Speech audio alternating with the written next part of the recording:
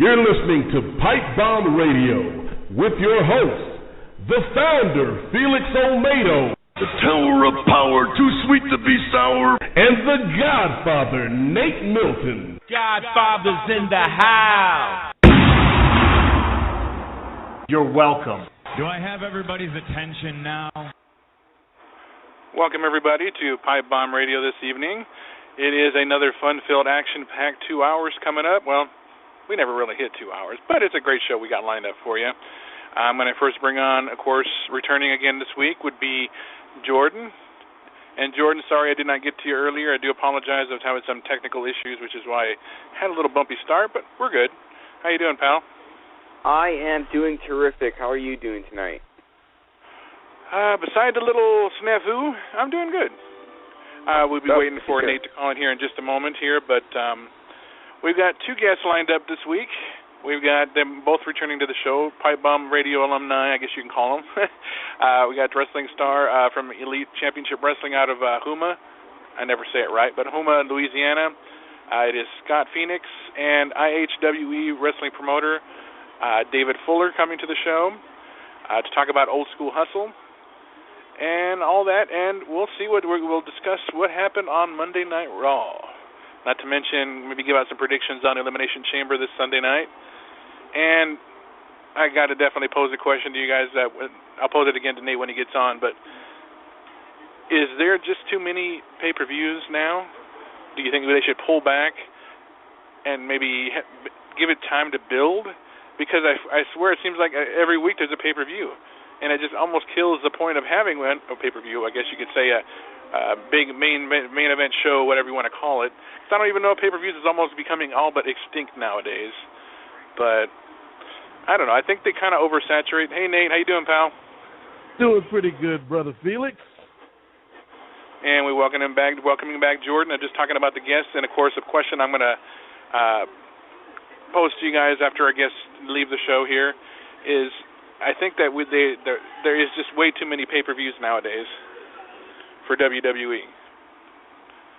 We're going to give our predictions on Elimination Chamber, talk about Monday Night Raw a little bit, and find out what's going on in this crazy world that we enjoy watching on TV is professional wrestling. Our guests will be calling in here in about maybe 2 minutes or so. I just spoke with them.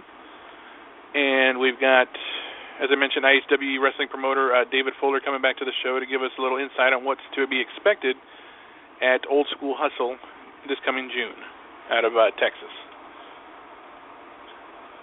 Sounds good. But that being said, Nate, how have you been, man? You been staying busy? Oh, man, I am always staying busy between work and the Kings of Sport and some of the other shows that I do and all this TNA nonsense that's been popping off the last week or so. I've been pretty busy, my brother. That is another topic I definitely want to bring to your guys' attention too. I'll get Jordan and yours' opinion on this because we talked about it last week, but it just seems like it's just if it's not one thing, it's everything completely falling apart with this company. And do they even have a leg to stand on anymore? I mean, if they lose this TV deal, they pretty much are done. I mean, to quote Eric Bischoff, he said, when WCW went down and he was trying to buy, get the television and buy everything and run it himself, he says, because they wanted to give him everything except the TV time. Well, without TV time, the company's worthless. That's how they get the people wanting to see it. And when he was on top of the world at one point,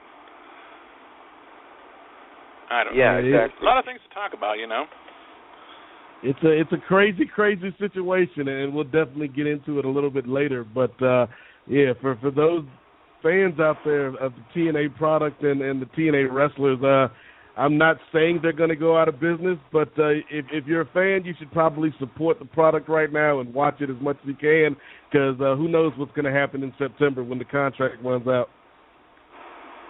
Tell me about it. But, Jordan, I know that you've got a couple of things in the works for yourself, obviously working off of the VOC Nation and with the Angry Marks. I believe you debuted a new show on the VOC Nation, is that right? Yeah, a new show on VOC Nation called Jordan Garber now. I also have one on angrymarks.com called Jordan Garber's World. But I'm pretty much focusing on both aspects. Jordan Garber now has a new podcast on the VOC Nation, has a huge following just like you guys, and it's a new podcast on VOCNation.com. You can listen to it every Monday at 8 p.m. Central. It's really cool. It's really exciting. Awesome. And, just talking to our guests here, apparently I made a boo-boo again with the phone number, Nate, and I'm telling you, I swear I'm horrible with this. You should be calling in here, and I put in the wrong number, but the wrong digit, and it just throws everything to hell. But he should be calling in here momentarily. He joined the show. He came onto the show it was almost a year or so ago, maybe a year and a half. And he was based out of Huma, and I mentioned he worked with Elite Championship Wrestling and all the independent shows in the South. And he recently made his return to wrestling after being off for a while with an injury and doing other side projects as well, as he is a personal trainer as well.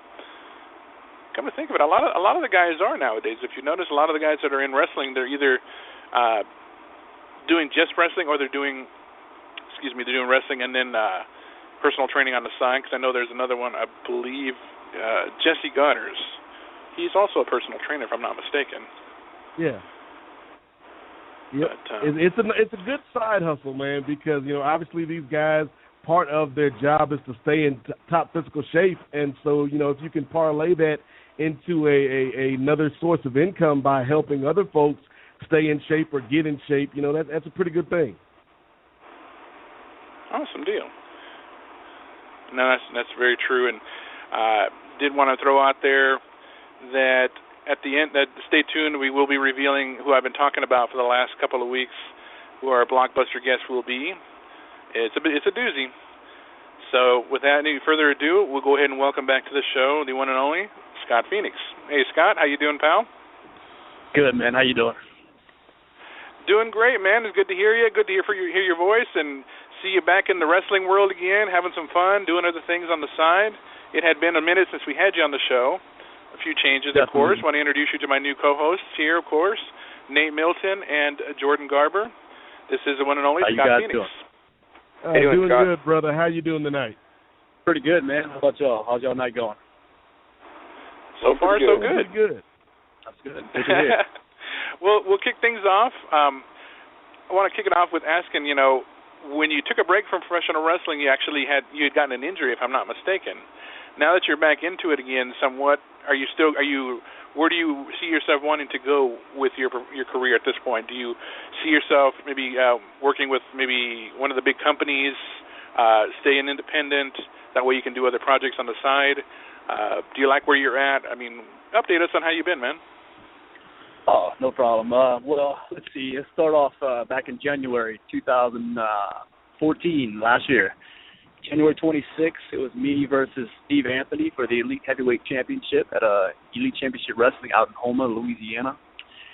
Basically, I was defending my title. Went for a suicide dive. Ended up breaking my elbow completely and was out for 15 months from that point to finally returned back about a month and a half ago to Elite. Had my first match back. Basically, since I've been in the ring again, I guess you can say my elbow is not at 100%, but I would say it's a good 90-something%, and I feel comfortable getting back in the ring now. Basically, I guess you can say I had that itch. You know what I mean? But absolutely. As for where I'm going to be, where I think I'm going with this, I'm pretty much going to go ahead and say that my mind is set on doing what I was set out to do before, and that's be at the top of my game, at the top of the wrestling industry. Of course, it's gonna take a while to get back to where I was. Back in 2013, I was with TCW, as you guys remember, doing good things at that. Of course, that company kind of fell off, but I was on a good national landscape, and I thought I was on my way to doing big things. But the way I see it, to get back to where I was, I got to prove to people that I'm not injury prone, that I still have what it takes, and that I was always going to be that main player in the wrestling business. But to prove to people that I can do that, I got to get moving, get around, get my name out there again, and just do what I do. All right. Very cool. Now, Scott, wrestling, as we all know, is a very physically demanding sport, and I know that there's pressure, to quote unquote tough it out and things of that nature. And anybody that watches any sport, whether it's basketball, football, there's always this argument between whether you rest with an injury or whether you fight through the pain. What was your decision process? Because I know a lot of guys feel like, oh, if I'm sitting, then people are forgetting, And so what was your process during that time? Well, if I really got to tell you the truth, once it happened, I kind of fell off. My life was in shambles, I'll be honest with you. It's not a comfortable, subject I like to talk about, but I was on the deep end. I was pretty much going down in life, and, like many people who do that, I had to find a solution. My solution came into turning into a good Christian. I pretty much accepted God into my life. That was on January of this year, and I think I made a complete turnaround. God saved me, and ever since then, it's been so clear when God gives you a gift, you don't waste it, and that's what made me decide to get back in the ring. I have a talented gift, and I'm not going to waste it. I'm going to get myself and do what I got to do. This is what He intended me to do. Things like this. That also with fitness. I'm also a personal trainer. I like to make, set people's goals, get them where they need to be. That's what makes me happy in life. But the way I see it, you have one life to live, so why waste it? You know what I'm saying? Do what you do, go 111% all the way. Absolutely. Coming back from your injury and getting back in the ring, were you kind of concerned about getting re-injured after your first few matches, or did you just get right back into the flow easily? When I got back into my first match, the thing that was pinpointed behind my head the most, what I was feared about was, messing it up again. And the way I look at it is, if I break it again, will it be over? The back of my mind says probably so. But also, I'm that type of person that, I don't die down. I'm always going to come back, until I really possibly cannot do it. But as for the injury, yes, it's still behind, in the back of my mind all the time, every single match. But once your adrenaline gets going, it kind of just, it kind of leaves you. And I just flow through the matches, just getting them done. Trying my best to win, just doing me, man. I'm the type of person who's going to give you 111%, like I said.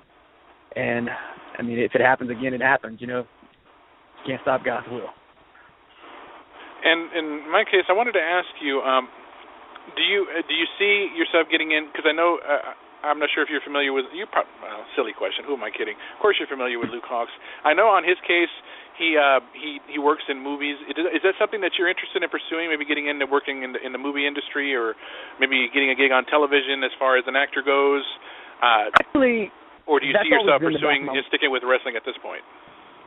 Yeah, right now it's wrestling and fitness training. Those are my two main things that I do. Those are my busy days. On weekends, I'm a wrestler. On the weekdays, I'm a personal trainer. My days are very busy. But as for getting new things in, I would actually love to do things like that. I've always wanted to do side stuff, like acting, anything. It is a big, a major part that I'd like to do. Yes. Getting in with somebody is the tricky part. That's, of course, everything is you got to know somebody to get somewhere. And that's basically, I guess, the problem right now. But if I can find a way to get in, yes, I would love to do it. Nice. Okay. Well, Scott, you talk about, the personal training, and that's always fascinating to me. We were talking about it before you came on, and one of the things that people always say, especially this time of the year, when the weather's starting to get better and you can wear a little less clothes, is people want to get in shape. People want to get toned up. But one of the common excuses is, I don't have time to work out. What do you say to those people out there that want to get in shape and want to look better and feel better and get healthier, but they feel like, I don't have time to work out? What do you say to those people out there? Well, let's start off with this one. Social media is one of the most popular things in the world today. How many hours of the day do you think people spend on Facebook or Instagram? You know what I'm saying? Do you see where I'm going with this? Why spend that much time when you can actually spend that hour or those 2 hours in the gym? You know what I'm saying? You're wasting them on social media. Get in the gym, get your stuff done. It can be 30 minutes. You want to try to get an hour in a day. But look, 30 minutes is all you need. So the ones who are saying they can't get it done at all, it's quite simple. 2 words, no excuses, and that's the way I see it. I used to have a full-time job, and I still got in. I don't care if it was 11 o'clock at night. I got my time in because I want it. You have to have the want. If you don't have the want, well, I can't help you. You know what I'm saying? Sure. Absolutely. Getting in, actually, I started going to the gym, too, which is actually cool for me. I'm a small guy. I'm tall, but I'm skinny, so I started going to the gym, too, after my friends convincing me. But since you're a personal trainer, what do you think the biggest mistake is when people start going to the gym? Obviously not showing up, but what do you think are some of the biggest mistakes that people that start going, the common person that goes to the gym does? Probably overtraining. They do too much. Some people go in without even knowing anything. Most gyms will offer you an orientation. Take it. You know what I'm saying? Learn. You need to learn. It's just like learning wrestling. It's like learning anything in life. You basically need to learn every exercise, all about form. It's not about lifting. That's why it's called weight training. You need to train your body to do what you want it to do. So a lot of people go there and they'll put too much weight in the bar, or they think they can lift, 225 pounds off the back on the bench press, end up hurting themselves, and then they'll end up getting out of the gym, and because they did that, they won't show back. It's, the basic excuse and the reason why people just are unsuccessful with it, but it's quite simple. You go 3 to 5 days a week, put you at least 30 minutes to an hour in, do the basics. It's basically Rome wasn't built in a day, so you need to do it slow and steady. But as long as you're doing it, that's all that matters. You know what I'm saying? Everybody needs to live a healthy lifestyle because they don't want to get 50, 60 years old, you know what I'm saying, overweight, can't play with their kids, stuff like that. That's why the world today is so big on fitness. And, I always pose this question to a lot of our guests on there who have done quite a few things, or are still doing quite a few things even now. Do you see yourself maybe being your own talk show, having your own show, talking about what you know, bringing on friends and expressing your viewpoints as far as not just the wrestling world, because you obviously have an opinion on that, as we all do, right, but also to kind of offer advice to people who are, in this case, as we were talking about, with the weight training, the weight loss, and living a healthier lifestyle. Not all of us look the same. We got to work to take care of ourselves. Have you ever considered maybe doing your own little podcast or even your own little YouTube? Do you do a YouTube show? I should ask. No, actually, I'm not too big or fond on doing blogs, stuff like that. I'm really big on social media. You know what I'm saying? But I also get my work done at the same time. I have Instagram, I have Twitter, I have Facebook. I'm always posting different things with different things on Instagram with fitness, just updates, little things that can help you out, things like that. Gotcha. That's my way of getting my info out there. Besides, one-on-one personal training. By the way, if anybody wants to follow me on Instagram, Facebook, or Twitter, it's very simple. Just go to @TheScottPhoenix and you will find me. But besides that, blogging, no, not my thing. I don't mind doing, talk shows, stuff like that. But I just don't find that I actually have. I don't think I could utilize the skills yet to get that done. Or find actually, get a good segment in or anything. So maybe in the future, maybe. Okay. All right. Now, you talked to us earlier about your faith and how important that was on your road to recovery. How do you think that has changed the way that you approach not only the professional wrestling business, but, your day-to-day life? Well, like I said, everything was in shambles. I felt that I was on the deep end. I didn't know what to do. I was lost. I'm the type of person where I never thought I would have the type of thoughts that were going through my head, if you know what I mean. And I needed to do something about it. So basically, becoming a good Christian has completely saved me. I live day to day. I read my scriptures, my devotionals. I guess you can say I'm also the type of person who's willing to give, willing to help others. That's what I do. It's not about the money, man. It's really not. It's about getting people, saving them, maybe trying to introduce them to Christ, because truly and honestly, it's been a thing that I avoided for years and years. But I guess it comes down to when you're really in a bind, you have no one else to turn to.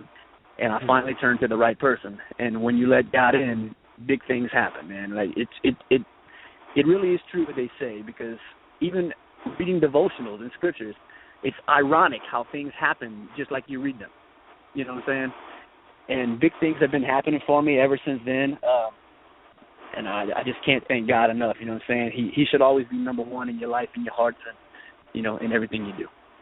Okay, real quick, as a follow-up to that, one of the greatest things I've ever seen on the internet, we talk about being on the internet so much, but a buddy of mine sent me a link of Mark Merrill, Johnny B. Bad, and he was talking to a group of kids about, some of the stuff he'd been through and his walk in faith, and I thought it was really cool and really powerful. Do you ever think that you'd like to do something like that, whether it be motivational speaking or going to the schools and talking to the kids and things like that? Definitely, yes. That would be a good thing to do. As for the small things, I've actually gotten on with my church. I'm part of the athletic ministry at my church. We have it's a pretty good little program we have. We go out to the high schools. We have an athletic minister going out to each one. That way they can help the kids. You want to help all the football teams and the baseball teams. You want to introduce God into it and show them what the team is really all about. Basically, doing that, I pretty much see myself in a few years, being up on stage preaching to people. I've actually something I never ever thought I would want to do, but it's actually a big passion of mine. You know what I mean? Just like wrestling, just like fitness. Once you let God in, He does amazing things, and He'll change your life whether you like it or not. You know what I mean? So yes, doing stuff like that is actually on the list for the future. Okay. And I actually want to ask if your son or any young man came up to you and asked your advice about getting into the wrestling business, and I'm sure you've been asked this before, I am curious, how would you address that question? Man, the wrestling business can be a cruel, cruel world. Whenever it's not like it is, from the fans' point of view. People think, oh my God, I want to be a pro wrestler. Even they want to get in the gym. They want to pump up. They want to be in that ring. They want to know what it's like. Well, let me tell you this. First off, yes, it's one of the greatest feelings I've ever had in the world to be standing up in the ring, up on the turnbuckle, people screaming your name, the adrenaline just flowing through you. You know what I mean? It's one of the greatest feelings in the world. Being on national TV in TCW when I won the TCW Heavyweight Championship, and that was the greatest moment of my life at that time. I thought nothing else could ever become greater than that. But, at the same time, when I would look at somebody and say, do you really want to be a pro wrestler? Do you have what it takes? These days, a lot of it is politics. You got to know people, and sometimes it's not all fun and games. You have to be tough. You have to have the mental capacity especially. But, for people who really have the passion, yes, I would say go for it. Do what live your life. Do what you want to do. It's fun. It's a fun experience. You get to travel the world. You get to see new places. You get to meet people. At the same time, you get to help people. So I would say yes, but like I said, for the person who's not mentally strong enough or doesn't have the heart for it, don't even get in the ring. Don't even bother. And that's just my personal preference on it. Okay. Now, I wanted to ask if you have any upcoming shows coming up that you'll be going at, that way you'll be promoting on your social media? Right. As of right now, so I just got back in it, man. I'm actually starting to accept bookings out of state. I live in Louisiana, South Louisiana, which, as you know, Houma, Louisiana, South Louisiana the fans here are nuts. They're crazy. Yes, sir. I've seen videos and pictures. Absolutely. Yeah, they like the brawls, the fists flying, the blood flying. That's the type of people we have here. But as for spreading out again, going back to Texas, Oklahoma, Tennessee, just moving out, I plan on probably start taking all those bookings within the next 2 months. I'm not rushing anything, man. I'm taking my time, enjoying life. Right now I'm doing Elite Championship Wrestling in Houma. The next show we'll be doing, let's see, it's going to be June the 14th. It's going to be actually Scott Phoenix versus the NWA Junior Heavyweight Champion Steve Anthony. And I'm getting prepped for that. I'm actually pumped for it. Getting a shot at the NWA Junior Heavyweight title is a big thing these days. Absolutely. We had Steve on earlier this year, too. Great guy. Yeah, and you know what? Definitely. That's going to be an awesome match to watch. Oh, yeah. The last time actually that I faced Steve Anthony is when I broke my elbow January 26th of last year. But is that in the back of my mind? Definitely. But I'm not going to go in there just overthinking it. I'm going to go in there, do what I got to do, and give my best effort and put on the best show for the fans. You know what I mean? Absolutely. Well, Scott, I definitely want to thank you for giving us your time again tonight and updating us on how you've been doing, your health, and what you're doing, as well as not just the wrestling world, but in the fitness world. You're doing a lot of good things. You're helping a lot of people, and it's definitely an inspiration, and we just wish you the very best of luck. I definitely wish I could be there to watch that match, but I can imagine there'll be a video somewhere on the social media network area that I can definitely catch it. If not, I can definitely get in contact with Austin. I'm sure he'll be there. Definitely. But he's always there. To give us your time again, man, it's been a little while. It was about time we brought you back, and you can let us know what you've been up to, and we just can't thank you enough for that, and we wish you the very best, man. Hey, I appreciate it, man. Anytime you need me again, anytime I can come on, just let me know. I'd be more than happy to, come on with you guys and talk about anything. Absolutely, man. I know how to get a hold of you. All right, dude. You have a good night, man. Have a good one. You guys take care. All right, man. Thank you. And there you have it, ladies and gentlemen, the one and only Scott Phoenix, great young man, doing some good things, doing some great things, and to face the NWA Junior Heavyweight Champion, Steve Anthony, interviewing Steve was pretty awesome. I have to say it was a lot of fun because he's a character, and after defeating wrestling legend Jushin Thunder Liger, he was on a high. He was on an all-time high, getting in the ring with a wrestling legend like that and beating him for the title. Oh man, that had to be sweet. And then these two get in their rematch next month. Ooh, could there be fireworks? I think that might be an understatement. But as far as guest one is down. We got guest 2 calling in here in just a couple of minutes. Wanted to ask you guys. I'll pose that question to you guys now while we got a little bit of time. I'm going to go to you first, Jordan. I want to ask, do you feel like that, since there is no major competition to stand up against the beast that is WWE, do you think they should cool it on the pay-per-views, allow stories to build into something more relevant? Instead of recycling old ones and just throwing out the same faces each week in each pay-per-view? Or do you think this is good what they're doing? I'll kind of admit, they had the Elimination Chamber way too quickly after the Payback pay-per-view. But I think this is only temporary. I only think it's going to be one pay-per-view like that, just because there's another pay-per-view 2 weeks after another one. And that happens once or twice a year. It's not the biggest deal. I think it could be a lot worse. For now, I don't really mind it. But the only thing that's lacking is the storylines. There's no major feuds heading into this pay-per-view except for Kevin Owens and John Cena. But even that has only been 2 weeks to develop.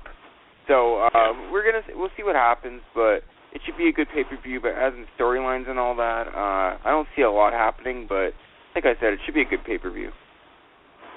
And Nate, they didn't show our boy Randy Orton on there on Raw last night. We'll get into that a little bit later.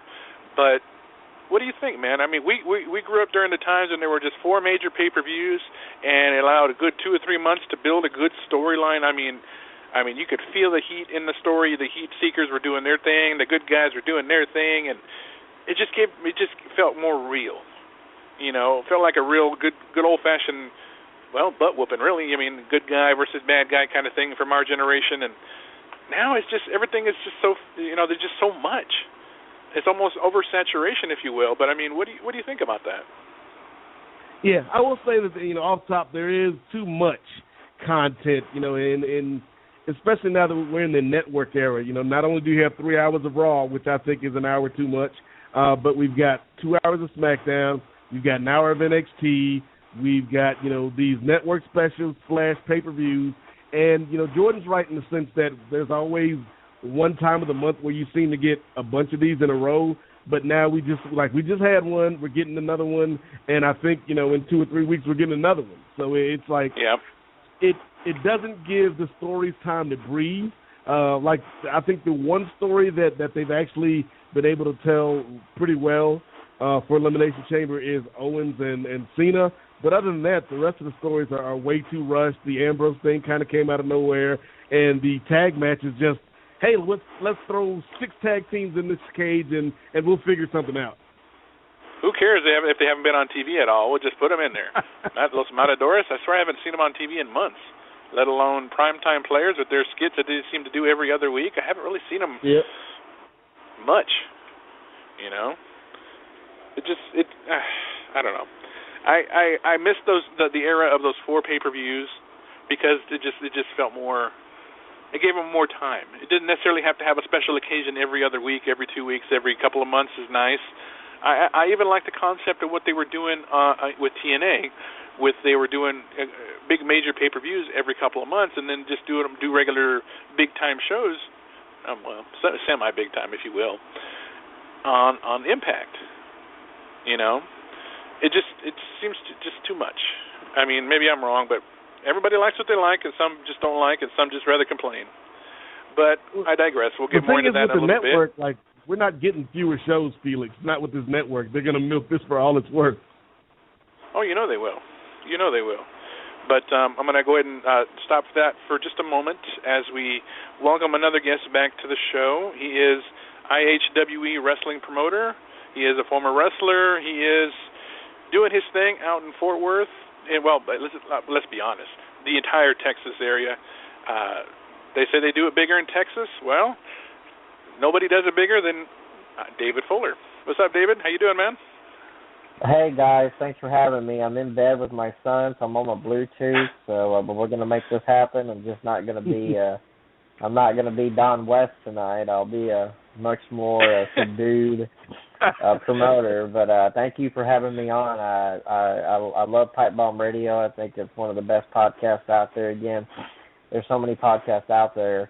To actually find a podcast that actually does so much good for the business, promotes positive goodwill, and it isn't just a bunch of guys sitting around going, well, if I booked, I would do this, and it's like, okay. So I appreciate you guys having me on. Not a problem, man. Not a problem. Good to have you back on. I know you guys are doing some good things. The last time we spoke, you guys were working on Old School Hustle, which was going to be in September last year. And yes. You've got another one coming up in June. Last year you guys did some pretty awesome shows, had the legendary Jimmy Cornette out there with you, and it sounds like he's coming back to this one again. So tell us a little bit about Old School Hustle. What, behind it, what's coming up, what's to be expected? Old School Hustle is our WrestleMania. It's our granddaddy. Nice. It's our biggest show of the year, and we are working on making it the must-see show of the year. This is the one you don't want to miss. This is the one that you want to travel to see. John Paul's coming in from New Orleans. We have a gentleman and a son driving down from Oklahoma City. Nice. We have people driving in from New Mexico, all over the state of Texas. It's really amazing. And when you think about it, we're selling front row seats for $20, which is a pretty big ticket price. And we've almost sold out both nights of front row seats. And I think it's a big compliment in today's economy that people will shell out $20 for an independent. And not just an independent. We're not Ring of Honor. We're not Pro Wrestling Guerrilla. We're not Wildcat Sports. We are, on the grand scale of things, we are extremely small. We do some things that make us kind of a big deal. But on the grand scheme of things, we're just a little decimal. So this event is the biggest one of the year. It's the night that we bring the old school and the new school together. We always have a legend. In 2008, the concept was born. Even though the first show wasn't called Old School Hustle, I've kind of gone back and said, you know what, that was the genesis of Old School Hustle. So we kind of started kind of looking back at that show as the original Old School Hustle. Skandar Akbar, Bill Mercer, and Mark Lawrence were our guests for that show. And that became a recurring theme with Old School Hustle. There's always at least one person to come back. In 2010, we did it. Maniac Matt Bourne returned to Fort Worth for the first time in 20 years. In 2014, we brought it back, and Jim Cornette returned along with Stan Lariat Hansen, Gorgeous Gary Young, the Grappler Lynn Denton. We also had Kyle O'Reilly, the Ring of Honor New Japan superstar. We also had Lance Hoyt, another New Japan Pro Wrestling superstar, Pro Wrestling Noah GHC Tag Team Champions, along with Davey Boy Jr.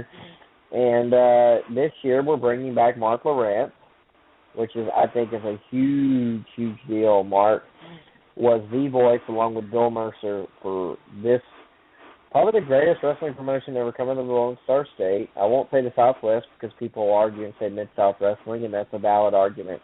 The best promotion ever come out of this state, I believe, is World Class. Some will argue the Southwest Championship Wrestling, and again, that is another valid argument, along with Paul Bosch. World Class was the biggest organization to ever come out of the Metroplex, and Mark Lawrence was the voice. He was the one who counted. He was the one calling the action during the first annual David Von Erich Memorial Parade of Champions when Kerry Von Erich pinned the Nature Boy Ric Flair with a backslide for the NWA World Heavyweight Championship. He is going to be at Old School Hustle, and not only is he going to be at Old School Hustle, he's going to be there on both nights, and not only is he going to be there both nights, he's going to ring announce. Not only is he going to ring announce, he's going to do some color commentary, and he will be inducted into the Southern Wrestling Hall of Fame. So it's not just us bringing back.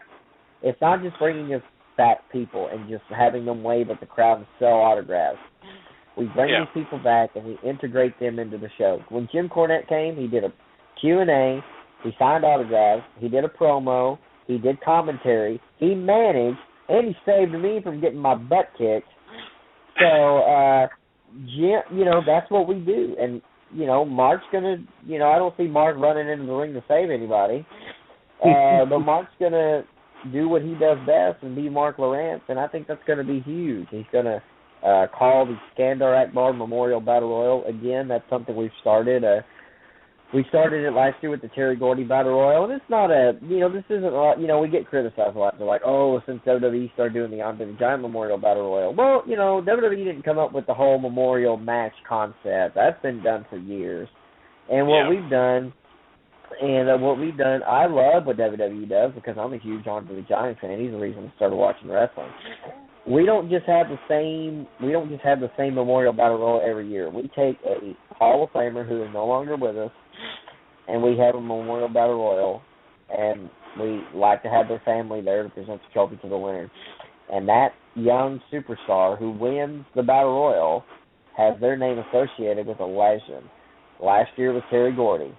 This year it's Skandar Akbar. Next year we're hoping to do a Bruiser Brody Memorial Battle Royal because I was just going to say you guys should do one for Bruiser as well.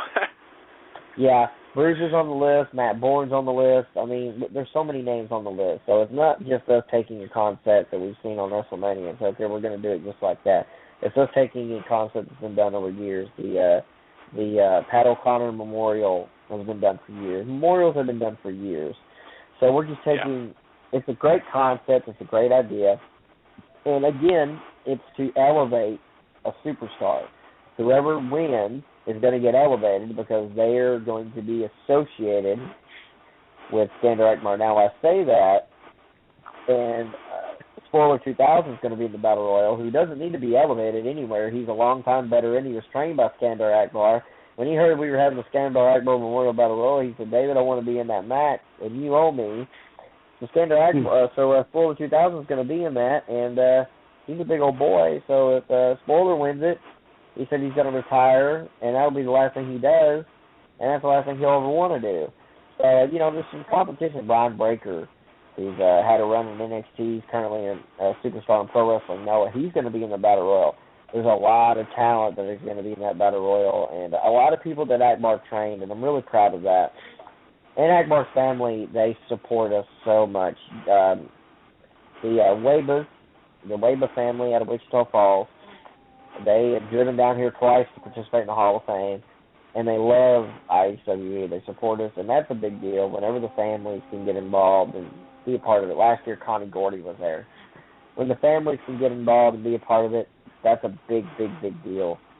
So last year, Old School Hustle, when Morgan Dollar made the announcement that Bruiser Brody was going to be inducted into the Call for Alley Club when he was going to be honored with the posthumous award, Barbara Goodish took the microphone, and there was a very loud Bruiser Brody chant.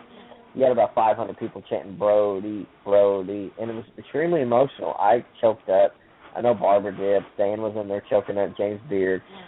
It was really cool. And it's nice for the fans, even if they don't remember some of the names or even, they still get involved, and it's just a great concept. So that's our biggest show of the year. Old School Hustle is coming up. This year it's so big, it's got to be on 2 nights.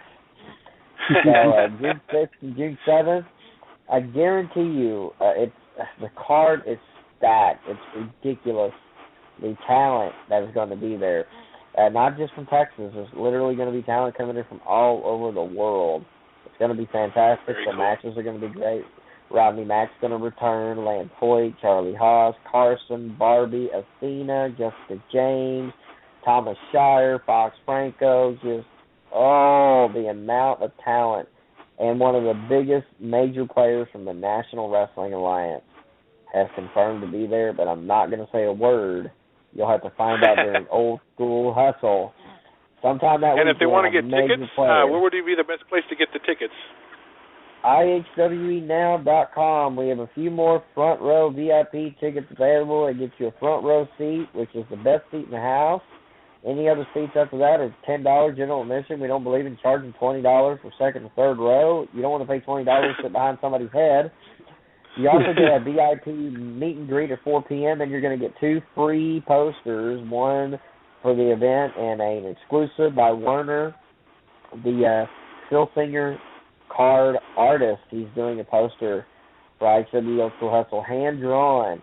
And if you're a VIP ticket holder, you'll get 2 free posters. Meet and greets on both nights at 4 p.m., and again, you'll have to buy the tickets separately. And also on Sunday at 3 p.m., we're having a Legends of the Dallas Sportatorium Q&A with Mark Lawrence, Black Bart, and James Beard. Tickets are going to be $10 for that. They have to be bought separately, and it'll give you an hour to ask whatever you ever wanted to ask to Mark Lawrence, James Beard, and Black Bart about the years of the Dallas Sportatorium.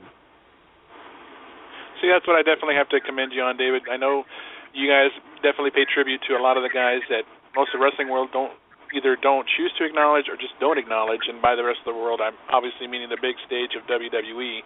They don't mention the guys like a Stan Hansen. They don't mention the guys like a Bruiser Brody or a Terry Gordy, and I still say the free words need to be into the Hall of Fame by next year when they're in Dallas, but that's another story.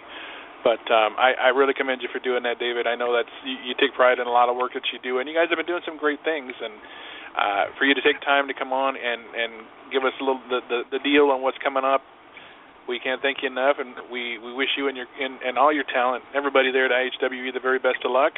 I know it's going to be an awesome show, as it was last year. And we won't keep you too much longer, but I just wanted to thank you for coming on and sharing. Here. If you come down here I keep telling you, I got to get to Texas. I'll be out there next year for sure, though. Okay, well, if you come to WrestleMania on Thursday night before WrestleMania, Jim Cornette will be returning to Fort Worth for an IHWE event during WrestleMania weekend. You cannot miss that. Okay. All right. Maybe me and Nate will come check it out. What you think, Nate? Come and be my guest. Maybe I'll even check it out. Maybe I'll check it out. You know what? You got yourself a deal there, David.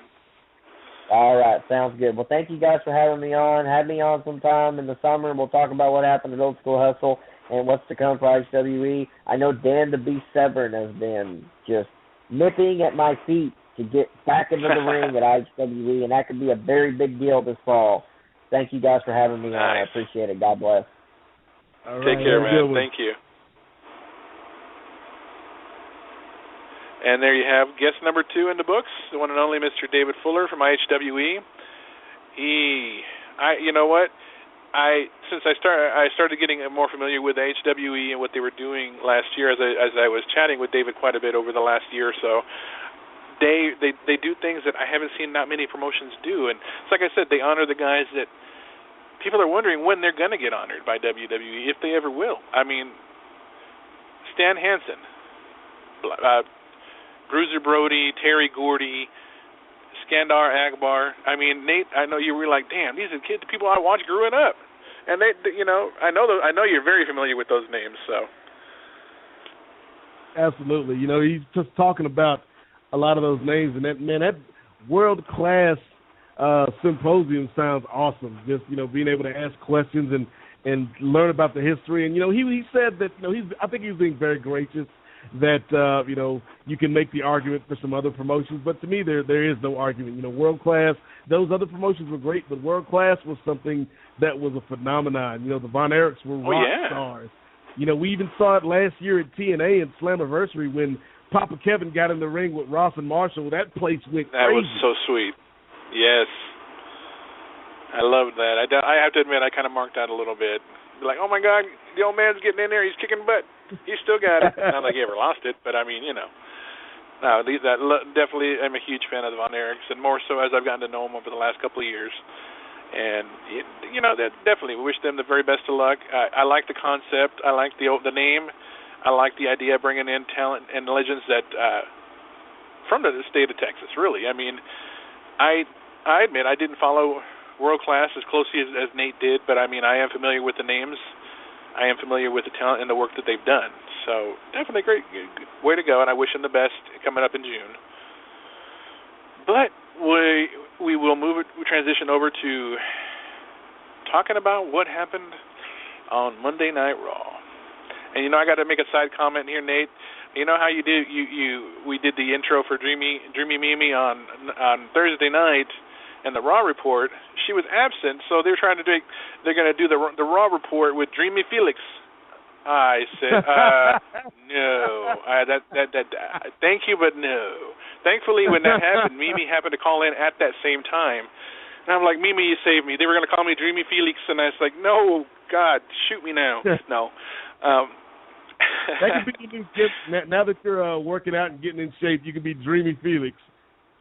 No, I was supposed to be El Jefe. They remember that now. I'm just kidding. No. Going back to Monday Night Raw, though, they made that comparison about Ambrose, and they compared him to Steve Austin. I know you guys have had to have seen pictures and the comparisons all through social media. That whole idea of, well, you know, we'll put you in a match as long as you can be here by the end of the night to sign the contract. Coincidentally, he gets arrested. Wink, wink. And then he comes back in a paddy wagon looking like the new big boss man. May he rest in peace. It's not a mocking him. But, yeah, it seemed like a good portion of that was highlighted by the Rollins-Ambrose fight. They did try to highlight the two chamber matches to a point. But again, like we said, the tag one feels thrown together. The IC, most are predicting Sheamus is going to take it. And then we got the whole issue with Rusev and Lana. You know, the Days of Our Lives, melodramatic crap that, you know, I guess it's good for TV, I guess. I don't know. Remember that show, Days of Our Lives? That show was so awesome. I don't know. I never watched soap operas as a kid, but I watched it when I was younger. I don't know. It brings back memories. Well, that being said, I can't say I follow soap operas, so I don't follow them. My mama watched them, my sister watched them, but you know, and unfortunately at times I would get forced to watch them, and sometimes I'm like, no, okay, I'm going to turn away now because I actually want to watch it, and that's not a good thing. Turn away. No. Monday Night Raw, I want to get you guys' point of view, what you guys thought, if you were to give it your opinion, how it was, what would you think going into the pay-per-view this Sunday? Good lead-in, great lead-in, not so good, fail. Well, I'll say that they had a decent lead-in, but you brought up earlier that the pay-per-views are too close together, so it's not the greatest lead-in at the same time, but I liked some of the matches. The storylines were great, decent, and I think I'll say it's a decent lead-in to the pay-per-view. Okay. And what do you think, Nate? It was okay. I think the things that they did well really worked for me. The Cena thing, you know, I've said it for a while now. You know, every week this John Cena U.S. Open deal, to me it's reinvigorated the character. It's given him a little bit of depth, and it's also given him a chance to have fresh matches. The Zack Ryder thing was pretty cool. Yeah. If somebody remembered, he was actually still on the roster, and had a nice little 5-minute TV match, and then you get the big payoff at the end with Owens coming back in and doing the deal again with the Powerbomb and disrespecting the U.S. title, and it's like they've done more with that feud to make me want to watch that match without even really saying a whole lot versus the angle that took over most of the show, which was Ambrose and Rollins. And it's not a knock against Dean Ambrose because I do think he's talented, and he's kind of like the new school version of Stone Cold, although not as, like, people forget, man, Steve Austin was one of those guys that just changed the game when he turned into that character. And Dean Ambrose, unfortunately, because of the time that he's in now, I don't think is at that level. But, man, I'm just tired of the authority. I'm just tired of the convoluted ways that we set all this stuff up. And it's like, man, can we just go ahead and fast forward to SummerSlam so Brock can come in and tear up shop again? You know, it's funny. This whole scenario still kind of takes me back to the days of the corporation and with The Rock as a champion, or you just everybody doing what they could to keep him, to make sure he would. Well, I don't know if they were protecting him or not, but the whole time when the corporation getting involved in the matches, and yeah, I see that now with the way they're taking care of, making sure they're taking care of Seth Rollins. And they need somebody to be the one to stand up against the authority, I don't know if you want to call him the anti-hero or just the anti-establishment. Maybe it's a better word for that one. But it seems as though they try to put different people into that particular role, and nobody seemingly has been able to step up and do it. And there's nothing against guys like a Randy Orton, guys like a Roman Reigns, guys like even Dean Ambrose. I mean, Ambrose has got the people behind him. They really, really like this guy, and he's a loose cannon, and he does crazy stuff, and I think they dig that. Will he be able to fill those important shoes? I guess time will tell, because if that doesn't work, as Nate would say, Brock's going to come in and just tear everybody a new one and take that belt back. You know, he ain't going anywhere. He's going to be around for a while, so. Well, my prediction is we're going to be seeing Brock Lesnar returning at SummerSlam. Well, the question is against who? That's who I'm wondering about.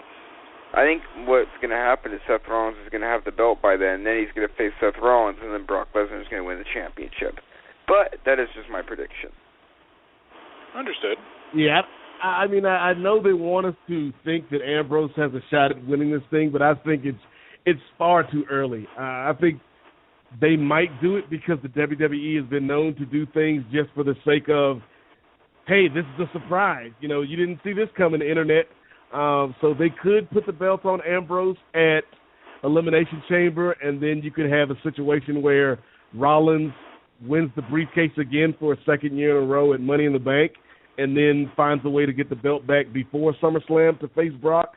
But I think it'd be different, it'd be interesting, but I think it'd be a bad move because they really need to right now start making Seth Rollins a strong champion instead of just the authority's puppet or the authority's lapdog. Well, you know what's funny is, and I think we even talked about this a couple of weeks ago, the way that they're going about it, there is a possibility of planting that seed for a teacher versus student scenario between Triple H and Seth Rollins in the very near future. I noticed that, and it seems more evident now as time goes on, and that's where they're going. As far as making him a credible, strong champion, you know what? I think that's still going. It's still in the works. And as he gets better and they get more behind him, and it's going to build, obviously, to that story where, you know, you remind me so much of me, you know, kind of thing. He's like, no, I'm not you. I'm me, and I'm better than what you were, kind of thing, and maybe go into WrestleMania or even the Rumble. Because I know they still look to make the WrestleMania to be a very big one. And my goodness, after hearing David say what he said about who he'd be having out there, I almost kind of want to make it a week trip. Spend a week out there, maybe drive to Fort Worth, check out Jimmy Cornette, invite him to the show. What you think, guys? That'd be great. Jim Cornette is always an entertaining interview, no matter what. We wouldn't have to talk. All we'd have to do would be asking one question, and he'd be off for the entire hour talking, and we'd be just sitting back like kids in a candy store, like eating our candy and just listening and smiling, you know. But we're gonna move it over to the predictions because obviously we know Raw was what it was, and leading into the pay-per-view this Sunday night. We got predictions coming up. We'll start with, first off, they're doing a kickoff with Miz TV with Daniel Bryan. People are still wondering if that man will ever wrestle again. And if he doesn't, what role will he have in the company besides, obviously, his appearance in Tough Enough coming up, and I'm sure the return of Total Divas this summer. what else can he do? He's got a new DVD coming out.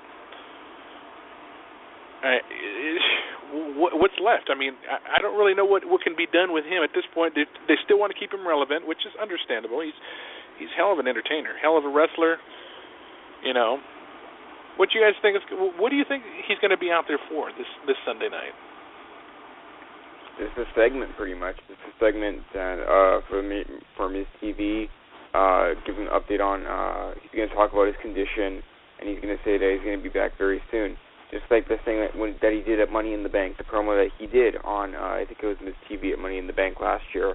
It's just going to be a promo, and then we're going to see him gone for some time, except for his tenure in Tough Enough. Yeah. Okay. I think if they're smart, they use this to set up somebody else and transition some of that goodwill and that fan support from Daniel Bryan to someone else, because Bryan's going to be off for a while. And maybe you have a situation where The Miz, you know, after talking to Daniel Bryan and getting the update on the status, wants to be a jerk, and he's, you know, threatening to physically harm Daniel Bryan, and somebody comes out and rescues Daniel Bryan, and then they go off into a feud with The Miz. I don't know who that would be, but, you know, maybe that's some way that you can actually use this bad situation to benefit somebody new. Maybe one of the NXT guys comes up. You know, maybe or maybe you have Macho Mendao. Ooh, yeah. That was a horrible impression, but, you know. The thing. Yeah. I think what I would do is I would have somebody, and I keep talking about this guy because I think they're going to find a way to ruin him on the main roster, but I think maybe you have a situation where Miz threatens Bryan, and then all of a sudden Hideo Itami comes out to make the save, and, you know, he talks about how he's always respected Daniel Bryan as a wrestler and how he has no respect for The Miz, and that's the way you introduce Hideo Itami to the main roster. I wouldn't necessarily choose him. I would say because of the hype behind his arrival. I'm not saying that Kenta didn't have no hype, because he did, or Hideo, or whatever you want to call him. Samoa Joe makes a very rare appearance.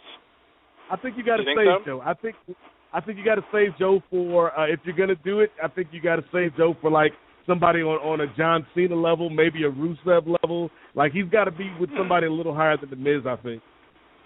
Okay. Now, moving into the show, we've got Neville against Bo Dallas, kind of a revival of their feud from NXT. I think it's to put these two back together is not a bad idea. I mean, they're still kind of trying to work Bo Dallas back into the television a little bit more, since he had been off for a little bit with an injury, and him coming in as a bad guy and working with Neville now. Where do you see this match going? Who comes out the victor in this case? Do you see this feud continuing to build, or is it just a one-time deal?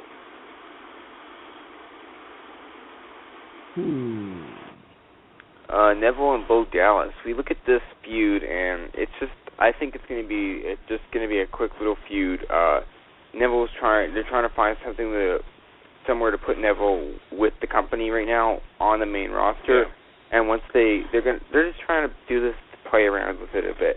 This isn't going to be a long feud that you guys are going to be seeing. It's just going to be, if it is a feud, it's going to be like, I don't know, 3 weeks. It's nothing. It's going to be not anything crazy. It's just going to be a quick match, and it's pretty much going to be a filler match. Okay. Any picks for you, Nate? Who you got? I think this is pretty much like a rehab assignment. You know, kind of allowing Neville to get his legs back underneath him, and you know, the last big spot this guy was in, other than Elimination Chamber, was not Elimination Chamber. Payback was the match with Cena that saw the introduction of Kevin Owens, and so I don't know what they're doing with Neville, because they'll give him a big spotlight and then they'll pull him back. You know, give him a big spotlight and they'll pull him back.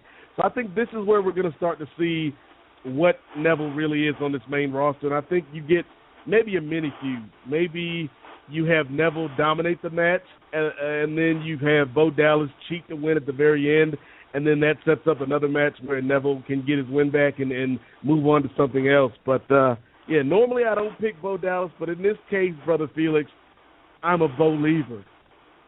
Oh, no. You didn't go there. Okay.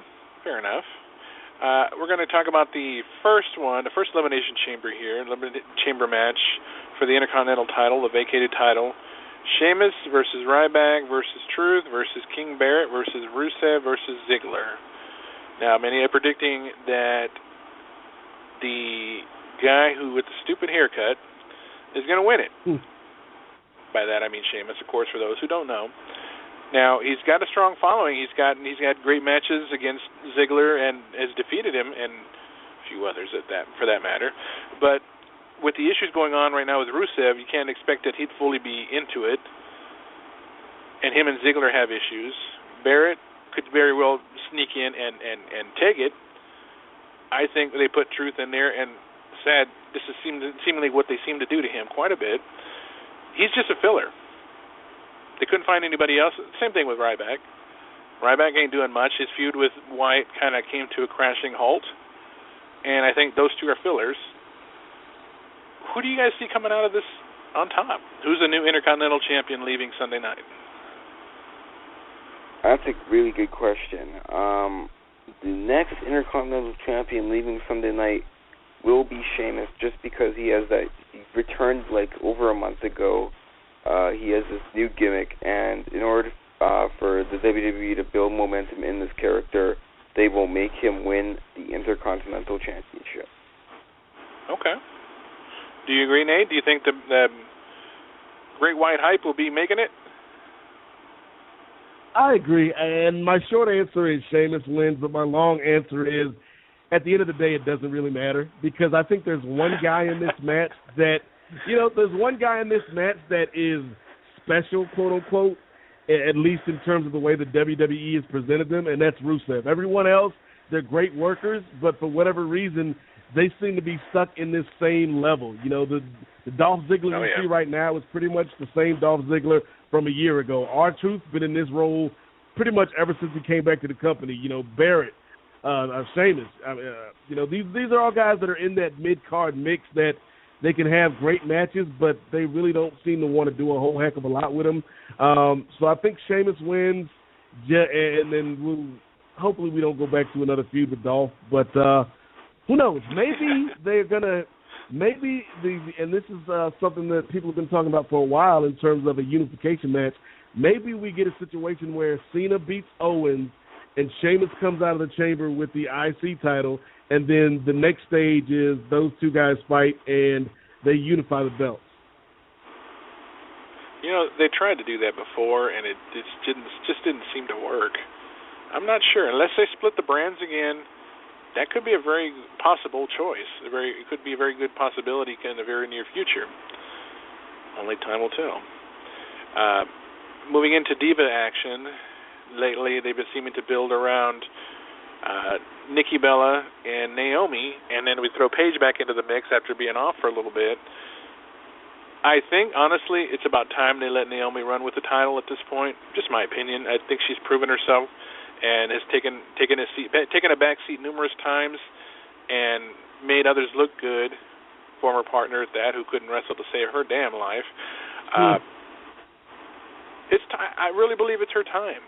Nikki has nothing to prove. Paige has nothing to prove. Both former champions. I say it's the young, hungry Naomi needs to win it. Not saying that the other two are old hags or anything, but you know what I mean.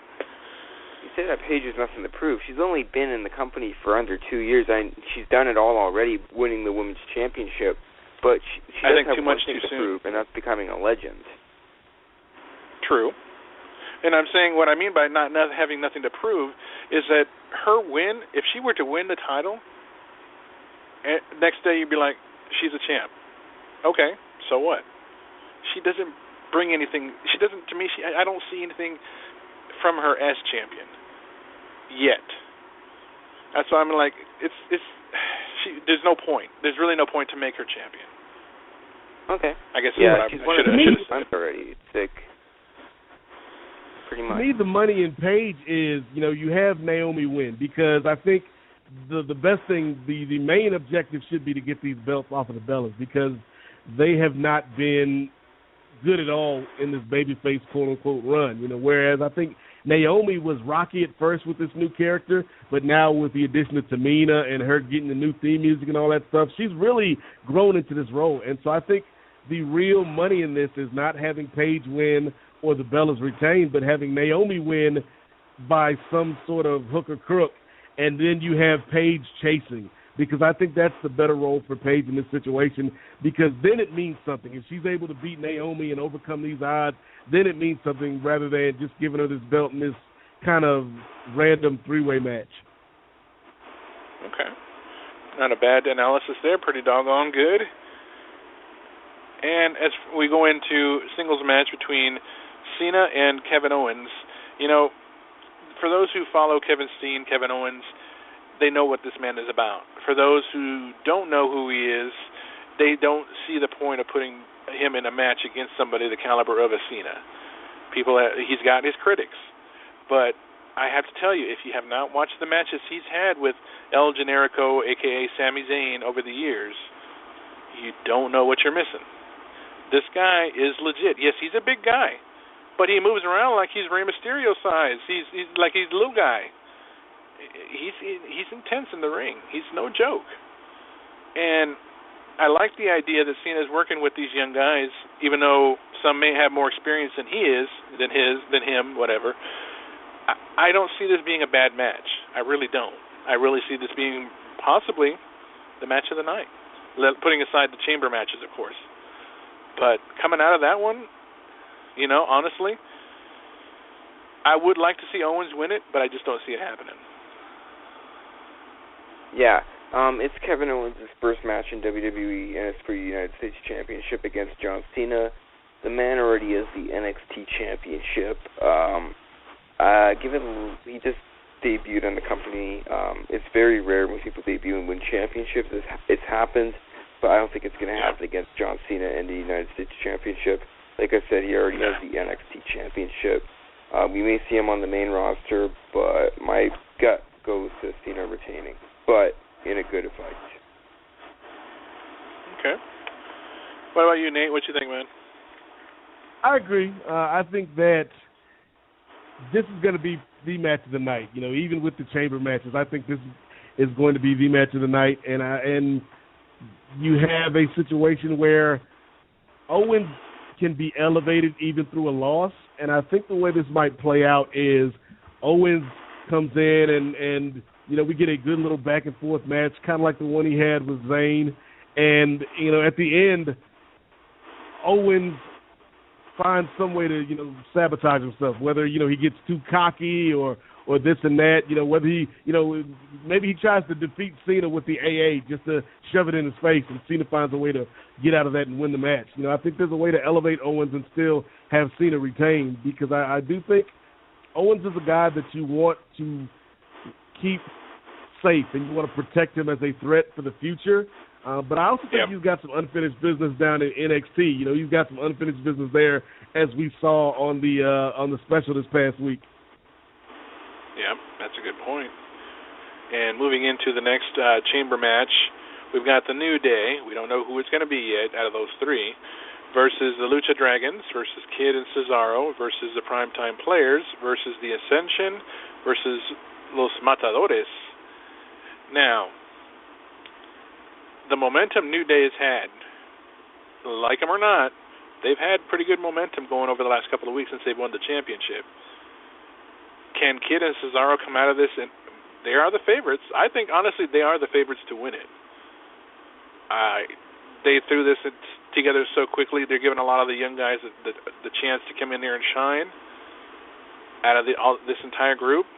I'd be very surprised if some of the young guys come out of this winning it, maybe the Ascension winning the tag team titles, maybe even the Lucha Dragons. The Dragons have got a good following so far in Raw. They've got, fans are digging them. I don't see a chance that the champs could really retain in this type of situation, unless by some miracle, by some loophole, or as Nate would say, by hook or crook, they come out of this unscathed and still champions. I would have to go with Lucha Dragons to take it. I have a feeling that the New Day is going to retain the title. It's not been too long ago since they won the belt. And since it's a WWE Network exclusive pay-per-view, I just have a feeling that the New Day is going to retain the title. Okay. What about you, man? What you think, Nate? Okay, once again, I agree with young Mr. Jordan. You know, I think that the New Day retain, and I'm going to make a bold statement here, Felix. All right. Not only do the New Day retain an Elimination Chamber, but they will hold the belts until SummerSlam. Okay, that's a very good possibility to be maybe set up for a really big match. I wish SummerSlam was still here in California, doggone it. They had to move it all the way to the East Coast. Well, what are you going to do? Okay. Maybe in the meantime they can build a feud between them and one of these tag teams here. Maybe they'll put Tyson Kidd and Cesaro to the side and let a new team emerge, possibly primetime players, or even the Ascension. I mean, hey, who's to say? Fair enough. We'll move to, I guess you could say, I don't know if you want to call it the unofficial main event, the title match between Rollins and Ambrose. There is momentum on both sides. Obviously, Rollins has got his henchmen to do his work for him. Rollins has got the fan support to no end. He's over like nobody's business right now. Champ retaining, champ losing. You know, as we talked about this with the other pay-per-view a couple of weeks ago, Rollins has been on a roll since WrestleMania. I don't see him losing it. And if he does lose it, it's by some incredible surprise that nobody saw coming. And I don't see them doing it for these type of pay-per-views. SummerSlam, Survivor Series, Rumble, Mania, I could say it could happen. These kind, not quite. These kinds, it has happened, but indeed it is very rare. This is a pay-per-view 2 weeks after Payback, and then going before Money in the Bank. The pay-per-view is literally, it's just in the middle there. It's just there. That's what this pay-per-view is for. Yes, they have the chamber, but nothing major is going to change the landscape of the WWE in this pay-per-view. By far, Seth Rollins will retain the title. And I think maybe we'll have three of a kind here. What you think, Nate? I don't want to shock you. You know, I hope you're sitting down, Brother Felix. But I think Seth Rollins will walk out of that match with the title. Oh my God! If we had Austin here, he'd be writing it down on his calendar. Nate and Felix actually agreed with me. Can you believe it? My goodness! But you know, that is Elimination Chamber. People were wondering if they'd ever bring that type of structure back. They are bringing it back. Will they bring it back again next year? Only time will tell. As far as everything else goes, it's that time to reveal next week's guest. As I mentioned when I first revealed that it was going to be a huge guest from a wrestling family dynasty, and I gave a few hints. I think it was one of my hints. His family created a legacy for themselves in the state of Texas. No, it's not the Von Erichs. It is actually the Guerrero family. We've been in contact with Hector Guerrero. He is coming to Pipebomb Radio next week at a very special time of 5 p.m. Pacific Time, 8 p.m. Eastern, 7 p.m. Central Time. The one and only, the brother of WWE Hall of Famer Eddie Guerrero. He is the legendary Hector Guerrero coming to the show next week. Well, you think about that, that is huge news here on Pipebomb Radio, but not just for Pipebomb Radio, but for each of us as wrestling podcasters and journalists. Absolutely. Always been a joy and a pleasure to speak to so many big names over the years, and Hector will be no different. We will have a great time talking to him. It's going to be fun. Yeah, I'm a huge fan of the Guerrero family, obviously, and as a TNA fan, I've always been a fan of Hector, man. His work with LAX as well as some of the commentaries, man, it's going to be a cool conversation, and I just got 3 words for... Uh-oh, did we lose? I guess he had 3 words for us. I hung up. He had 3 words and he hung up, but 3 words are Viva la Rasta. I think that he was going to try to say that, and he just got cut off, unless you heard him say it, because I sure didn't. But Nate, we got cut off, man. I guess your 3 words were "I hung up," huh? Yeah. The man tried to shut me down, but much like Hector Guerrero, you're not gonna shut me down. And like I said, Pipebomb Radio listeners, I got 3 words for you: Viva la raza. There you go. We might even get him to say it too. You never know. He definitely him and Chavo Classic. That would have been a good possibility to get Chavo Classic, but at this point, it's not possible. And it would have been awesome just to get all of the Guerreros, if anything. Maybe even one is great, but for the remaining brothers, Hector, Mondo, Chavo, or even Chavo Jr., man, that would be awesome. But we'll have a great conversation talking about Hector's life in professional wrestling, his family, what he's up to now. Because I know he's living out of Florida, and they just parted ways with TNA Wrestling. What is he going to be doing now? Is he going to maybe training again, doing other things? TNA is one of the biggest stories in wrestling right now, so maybe he's got some good insight on, just what it was like backstage, not only moving from Spike to Destination America, but, recently, what has that kind of chaos been like? After they cut off, I think they had let go of the other person that did commentary with Hector, Willie Urbina. Hector was kind of basically hanging around and wasn't doing much. They didn't put him back on TV. He wasn't doing the Spanish commentary anymore. I think he was just getting the paycheck sitting at home. And I don't mean that to be in any way disrespectful, but we're talking about TNA here. Unfortunately, they have been dealing with blow after blow after blow of things that just are not going right for them. Most recently, there had been criticism with their commentator, Josh Matthews. Some are calling him very bitter after his departure from WWE. And the issues he was talking about with Joe, where Joe would come in and established himself, making it to the big time, and I guess Josh threw in his 2 cents and believed that TNA really made him who he was, and whatever. I always enjoyed Josh as a person, and people get on him again. He's a horrible commentary on Raw or SmackDown. That time when King and Cole were feuding, he was kind of the middleman and running things at that point, and they just didn't get behind him. Now that he's basically doing it solo on TNA, if I'm correct in saying that, Nate, I know you and Jordan are watching TNA more than I do. What is it with Josh? Does he seem more? I don't know. What is it with him? Well, you're going to feel the frustration of Josh Matthews. The company is totally struggling. The company's in the hole big time right now. Josh Matthews, he's still somewhat young. He had a good career with WWE, and he's going to TNA, and he's watching this place fall into one. I wouldn't blame the guy if he's being a little bit bitter. He's going through a lot right now, as so are the rest of the people on the TNA roster. I just think Josh is going through a lot, and he's taking the frustrations out.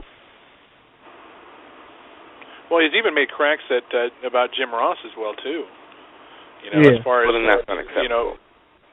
Well, no, but you know what I'm saying. He's kind of made. He's not shy about nitpicking about different topics, different people, and calling them out on it. And Jim Ross has been one of his targets. So I'm saying, Josh Matthews. Nothing against the guy, but I think one of the biggest things that hold him back, or not even really hold him back, but he's been the most upset about, and he may not even, if he hasn't already, is the fact that they replaced him with a beautiful blonde named Renee Young. Because he was running what she was doing. She was doing the Twitter lounge or social media lounge or some kind of lounge that they do every pay-per-view. And he was the one calling the shots on the pre-shows and so forth. And now it's Renee Young, and she's the lead pretty much of everything. And they're even talking about making her one of the commentary people at the table for either Raw, SmackDown, or even a pay-per-view. She's moving pretty damn quick. Yeah, that's probably more what feeds into his bitterness more than the current state of TNA. Obviously, I don't think that helps, but I think it's more so how things ended with the WWE. And you can tell, just when he talks about them and certain people, it's understandable. It's a human emotion to feel that way, but as a professional, sometimes there are things that are better left unsaid. I know you understand what I'm saying, Brother Felix, and you know, sometimes you got to take the high road, and he's somebody that has aspirations not just to do wrestling commentary, but I know he wants to kind of follow in that Jonathan Coachman path, or who's the guy that the other guy that went to Todd ESPN? Grisham. Todd Grisham. He wants to kind of follow in that. So, if he wants to do that, you've got to play the game, and you've got to be professional at all times. And, his commentary on TNA has been getting better, but, he's still got some growing up to do in terms of, you just can't go out and talk trash about people and expect not to get any blowback. Exactly. Well, we'll see what happens with TNA. I know Vince Russo actually made it a point of calling out, what was the guy's name? Dave Meltzer? I think it was Meltzer. Yeah.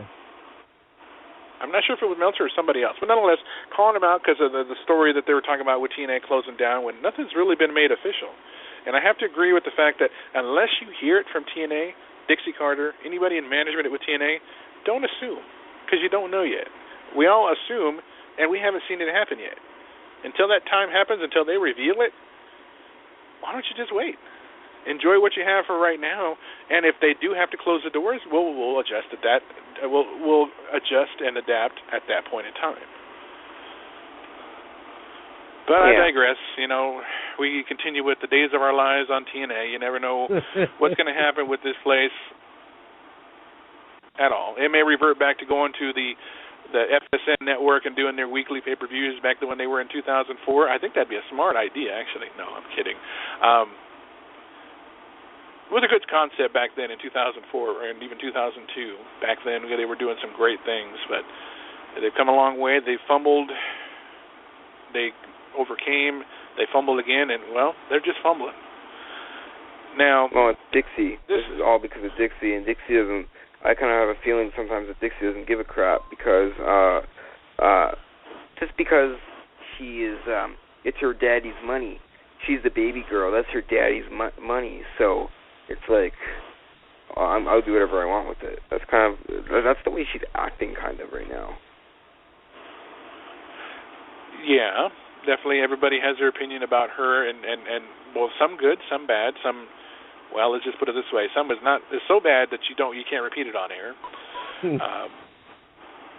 We'll see what happens. I know with Global Force coming up in making their debut next month, we'll definitely delve into that a little bit more and talk more about them over the summer as they really start to make a name for themselves, and we'll see what happens.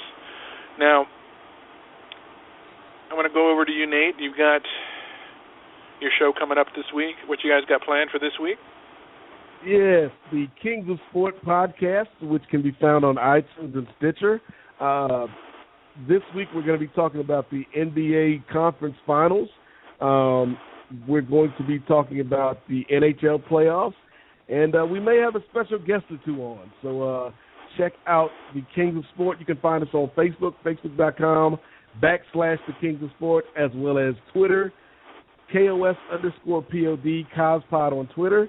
And, of course, you can catch me here each and every week with Brother Felix and Jordan on Pipebomb Radio.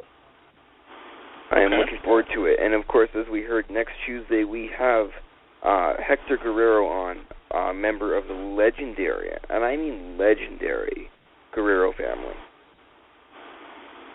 Absolutely. Now I got to turn the mic over to you, Jordan. What you guys got coming up on your shows for Angry Marks and VOC Nation?